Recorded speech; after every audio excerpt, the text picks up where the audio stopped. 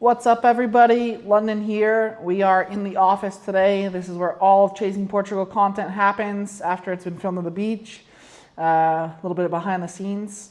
Basically, the last 3 weeks we've been having amazing swell here in Europe. We had one really big swell up in Hossegor. Before that was like pumping waves out at Supertubos.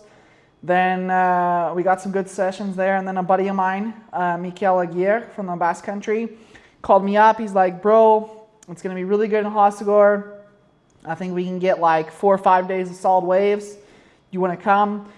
And, you know, Hossegor is a place that I used to go like every summer, but I hadn't been in a while. And I never really gotten it like massive. And he's like, it's going to be good. So I was like, all right, let's do it. Shot up there, was up there for 4 days, stayed up at this epic location, basically right in front of the beach. Really nice access to put the jet skis. We were doing a lot of step off. It was quite big for paddling with a lot of current. So like, yeah, you could have got some waves, and there were definitely a few guys paddling, got some mental ones, but it would have been like a lot of work. And, you know, with the jet skis, it was just such an amazing mission, you know, being able to be there in the right spot every time. So we got a bunch of waves, scored an epic swell up there. Some actually big barrels. The barrels up there were quite interesting though. It wasn't making like really round tubes. It was making tubes like really, really long. So it was hard to get like that one crazy dry one. You're like, oh, I'm inside like a crazy salon, you know, but it was absolutely incredible to get some tubes. After that trip, we came back. That's like a 10-hour drive from Portugal. So drove up there straight with Tomas, straight back to Portugal, 10-hour drive. Got back, was completely destroyed for like 2 days. It was like 4 days of surfing plus the driving was just dead. Got back and we had a run of waves at Supertubos again. So the banks actually have changed a lot at Supertubos. It's working a little bit on like the mid tide to the high tide now, not necessarily as much on the low tide. Supertubos for me was always a low tide, mid tide wave. Low tide, you get those really dry barrels. Mid tide, you would kind of get like the really clean, good ones. But a little bit less hollow, I'd say. Now it's got more sand there, so it's working almost with full high tide if it's got enough size on it.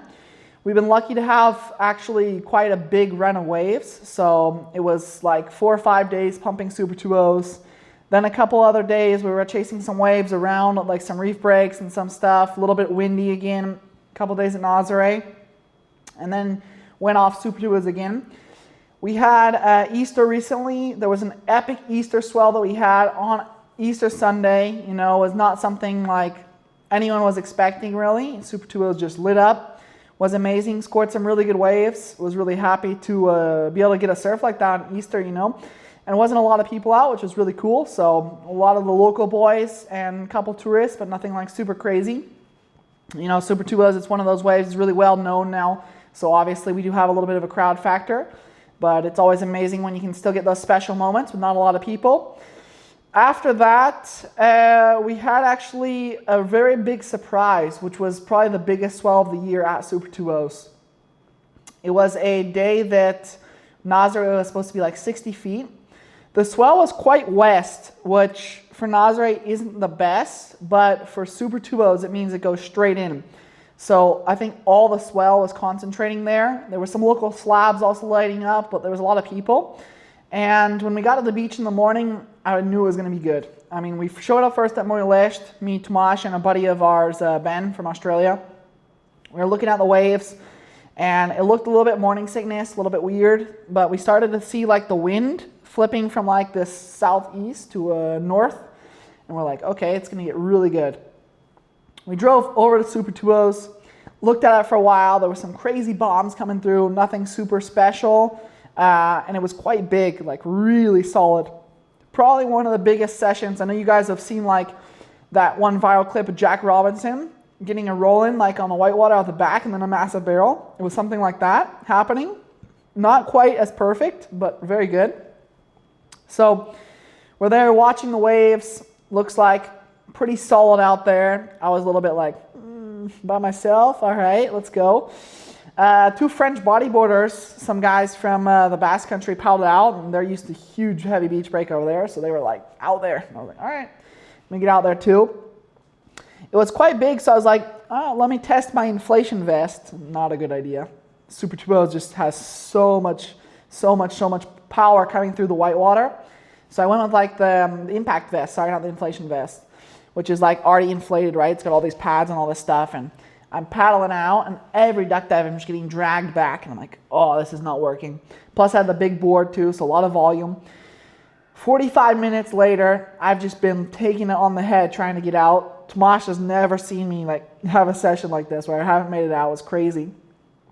After that session, I literally was like super pissed off because the waves were big, it was good, and I was like, have to get out there. Ran, grab a coffee, came back, put on the wetsuit, no flotation, paddled out, still just 2 French bodyboarders out, got 2 bombs, was super stoked on that. Then the tide started getting a bit low. It started to get a little bit of rip currents, a little bit of boils in it, a little bit weird. Took a little bit of a break, got some rest, came back in the afternoon. Afternoon was absolutely cooking.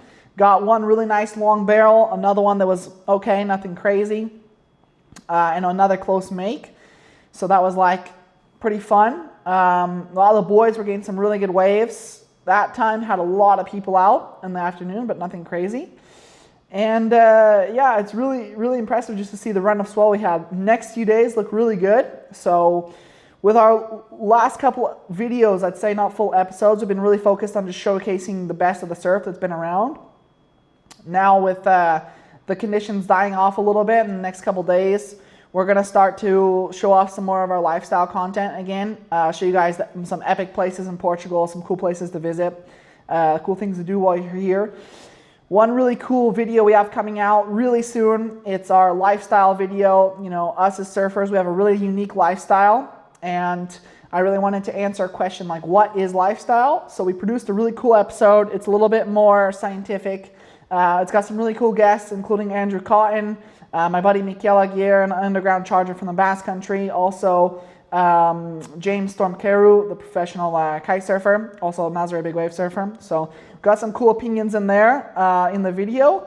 Really happy to share that with you guys probably by next Tuesday or Wednesday. This will be out tonight.